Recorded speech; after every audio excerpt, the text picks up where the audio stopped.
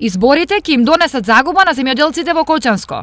Веќе 3 недели оризопроизводителите од Чешиново, Облешево, Тркање и Бања чекаат на одлука од водостопанство Брегалница. Чекаме се да кажете одлука, дека ќе се кое поле, кој не, да кажат барем тоа поле остава се, ово поле да се, тоа се остава, да се знае. Те мачкни се, кога грешени ги, што да правиме се, дека да идеме?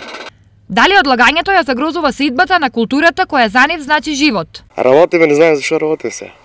Ако сега, например, насееме, а вода нема до крајот, не сме готови.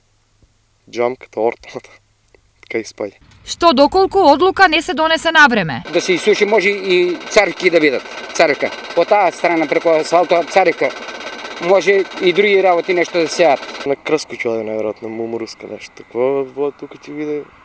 Би требало рис да биде што работиме овај дел.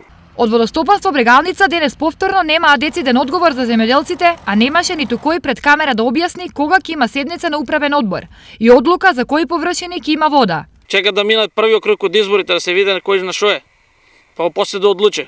Што и да е, ова во неизвестност ја става обработката на речиси 1000 екзистенцијални хектари земја и земјоделците се лути. Гарант ќе има блокади, тука сме ни уличи на ориз и не бива друго.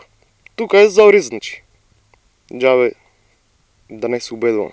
Колку ова ќе им помогне повторно е неизвестно, но мака земјоделците од Кочанско пак имаат